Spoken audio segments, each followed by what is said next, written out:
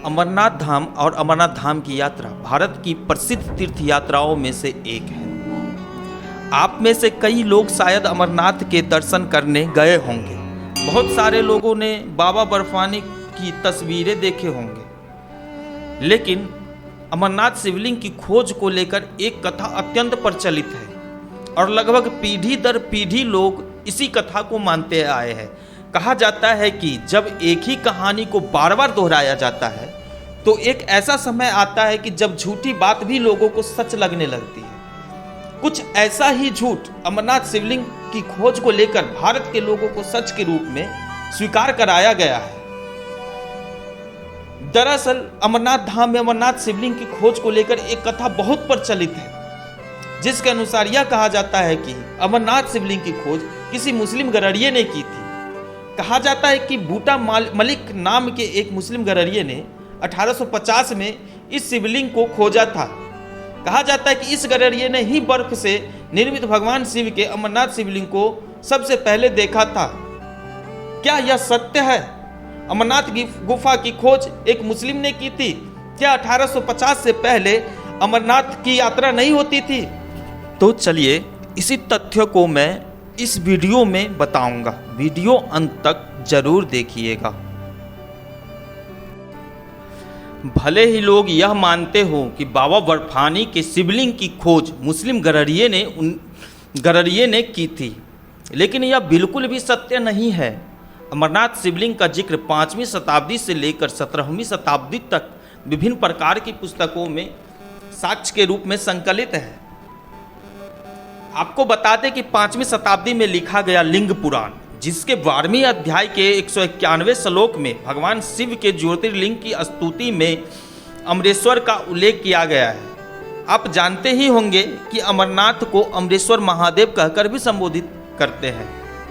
इसके अलावा 12वीं शताब्दी में लिखी गई राज तरंगिणी ग्रंथ, जो कि कलहन द्वारा रचित है, उसमें भी 267वें श्लोक में भगवान शिव के इस ज्योतिर्लिंग को अमरेश्वर कर उनके अस्तित्व का साक्ष्य दिया गया है। अगर उपरोक्त साक्ष्यों को माने तो यह बात बिल्कुल स्पष्ट है कि भगवान शिव के अमरनाथ ज्योतिर्लिंग की खोज 1850 में नहीं हुई थी और न ही किसी मुस्लिम गररिये ने खोज की थी, बल्कि लोगों को इस ज्योतिर्लिंग के बारे में पहले से ही ज्ञान था और अमरनाथ की यात्रा पहले से ही की जाती थी। उसके बाद एक पुस्तक जो 16वीं शताब्दी के दौरान अकबर के शासनकाल में एक पुस्तक लिखा गया, जिसका नाम आईने अकबरी था। इस पुस्तक में भगवान शिव के अमरनाथ ज्योतिर्लिंग और अमरनाथ यात्रा दोनों का ही जिक्र मिलता है।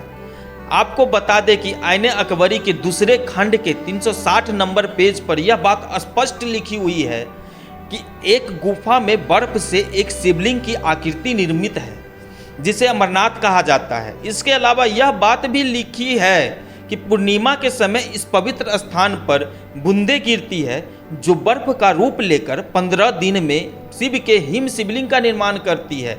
साथ ही साथ यह भी लिखा हुआ है कि अमावस्या के समय यह पिघलने लगता है। कथन का अर्थ यह है कि अगर मुस्लिम गररिये की खोज वाली बात 300 वर्ष पूर्व ही अमरनाथ शिवलिंग के बारे में लोगों को पता था, तो फिर भारतीय हिंदू से इतना बड़ा झूठ क्यों बोला गया? और भी ऐसी पुस्तक है जिसमें अमरनाथ धाम की वर्णन किया गया है। जीटी वेंज एक ब्रिटिश यात्री जो इतिहासकार भी थे, भारत के विविधता और कश्मीर घाटी की विविधता देखने के लिए भारत आया था। उसने सन 1835 से लेकर सन 1838 तक कश्मीर की यात्रा की। अपनी यात्रा खत्म करने के पश्चात उसने अपनी एक पुस्तक प्रकाशित की थी, जिसका नाम था ट्रेवल इन कश्मीर। जीटी वेंज ने अपनी पुस्तक के 7वें और 8वें संस्करण में यह स्पष्ट लिखा है कि सावन के महीने में अमरनाथ की यात्रा की जाती है और 15 दिन तक इस गुफा में पूजा पाठ होती है, जहां दूर दूर से श्रद्धालु आते हैं। साथ ही इसने पहलगांव रास्ते से अमरनाथ की यात्रा का जिक्र भी किया था। इसके बाद एक अंग्रेजी पुस्तक जिसका नाम वैली ऑफ कश्मीर है, जो कि एक लॉरेंस नाम के अंग्रेज द्वारा लिखी गई है। उसका यह मानना है कि कश्मीरी ब्राह्मण अमरनाथ की तीर्थ यात्रा करने आए श्रद्धालु को अमरनाथ गुफा की यात्रा कराते थे, लेकिन बाद में यह जिम्मेदारी वटुकुट के मलिकों ने संभाल ली। यह मलिक लोग गाइड की तरह तीर्थयात्रियों को गुफा की यात्रा कराते थे, वृद्ध और बीमार व्यक्तियों की देखरेख करते थे। यही कारण है कि आज भी 1/4 चढ़ावा मुसलमानों के वंशजों को मिलता है। दरअसल 14वीं शताब्दी के लेकर लगभग 300 वर्ष तक विदेशी इस्लामी आक्रांता द्वारा लगातार कश्मीर पर आक्रमण किए जा रहे थे, जिसके कारण वहाँ के हिंदुओं को इस स्थान से मजबूरन पलायन करना पड़ा और परिणाम स्वरूप दिया हुआ है कि लगभग 300 वर्षों के लिए अमरनाथ की यात्रा बिल्कुल बाधित रही। हालांकि 18वीं शताब्दी में यात्रा फिर से शुरू हो गई। वर्ष 1991 से लेकर 1995 तक एक बार फिर से अमरनाथ की यात्रा को स्थगित कर दिया गया था, क्योंकि उस समय अमरनाथ यात्रियों पर आतंकी हमले की गुंजाइश बहुत ज़्यादा बढ़ गई थी।